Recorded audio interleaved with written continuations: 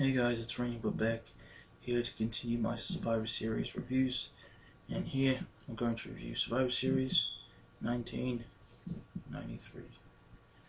So Survivor Series 1993, gotta say this was pretty crappy Survivor Series overall. I mean, the first two matches were good, just good. Everything else didn't need to exist. This was pretty much a filler pay-per-view, really. But honestly, 1993 wasn't really that good of a year for wrestling altogether anyways, so that's unfortunate. Anyway, I'm gonna start off the review now. And the first match, we kick off with the best match of the night. Razor Ramon, Marty Jannetty, 1-2-3 Kid, and surprise opponent, Macho Man Randy Savage versus IRS, Diesel, Rick Martel, and Adam Bomb. This match was a lot of fun. I mean, it had a lot of cool stuff in it, like whenever 1-2-3 Kid got in the ring, it was really cool. A lot of fun high flying stuff, of course, and the stuff with Rick Martel when he got in the match, that was pretty cool, especially near the start when he was doing a bunch of chain wrestling with Razor Ramon. That was really cool. And overall, this was just a really good match. You know, I did enjoy it a lot, but I do think it's gets a little bit rated too high. You know, some people give it like 3 3/4, but I wouldn't go that far. But I did like the match, and I do think it was the match of the night, so yeah. Next match, we have another Survivor Series elimination match. Family Feud, the Hart family versus Shawn Michaels and his Knights. This match, I thought it was good. I thought the concept was kind of weird.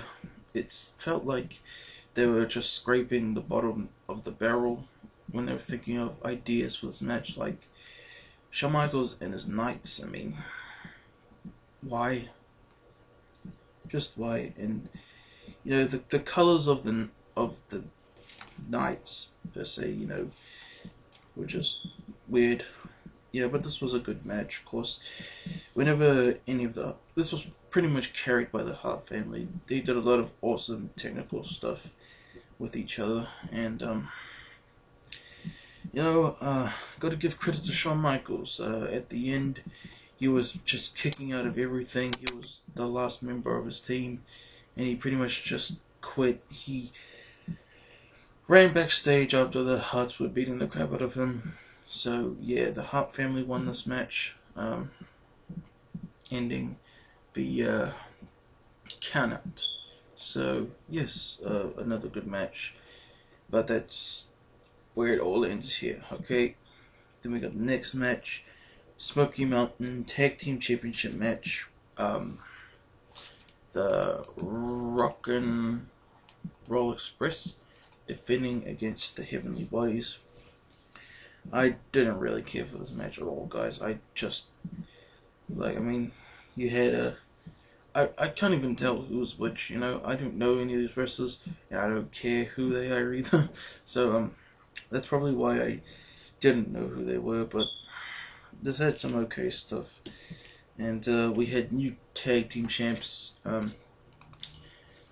Heavenly Bodies, yeah, defeating the Rock and Roll Express, so, it was okay, I guess, but, you know, we had new champs, so yeah. Then we have the next match, another Survivor Series elimination tag, the Four Doinks, Mo, Mabel, Butch and Luke versus Team Bam Bam, Bam Bam Bigelow, Bastion Booger, Bastin Booger, I don't know how you pronounce it, Samu and Fatu. This match was funny. I enjoyed this a lot more than I thought it would. You had like a bunch of shenanigans from the Doinks, of course, and it looked weird with the other team kind of just taking it seriously, you know, and funny thing, yeah, you had a pretty much Team Doink dominate the whole thing. All of them survived. They owned the Team Bam Bam in 10 minutes, so that was really funny, and it was a okay match, not bad at all. So yeah, definitely better than the tag match from before, to me personally. But yeah, then we have the main event, and one of the better matches of the night. It's still not really saying much, but we have the All-Americans, Lex Luger, the Steiner Brothers, and The Undertaker versus the Foreign Fanatics, Yokozuna, Crush, Ludwig Borger, and Kubica Jack Keys or something like that. This match was good. It was good. Wasn't anything phenomenal, but it was good. Of course, you had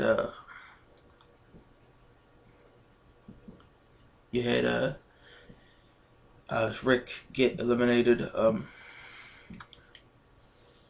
like a few minutes into the match with after Ludwig Borger reversed the crossbody and turned it into a pin, so that was pretty shocking. Yeah, and you had Crush get counted out because, oh yeah, I forgot to mention, this pay-per-view might have been setting up Randy Savage versus Crush at WrestleMania 10.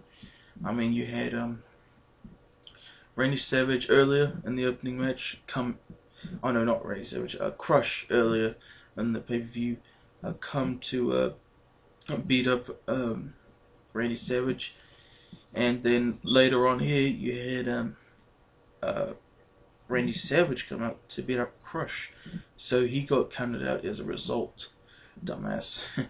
But yeah, and then we pretty much had like the typical like rivalry tag match that you'd expect, you know, kind of like Shawn Michaels and his Knights from earlier the night. Then you had Undertaker finally come into the match after forever, and he got himself and Yokozuna counted out when they were brawling on the outside, so that was pretty wow. And you had them get counted out, and then it was just Lex Luger and Ludwig Borger, and they had a really cool back and forth stuff. You had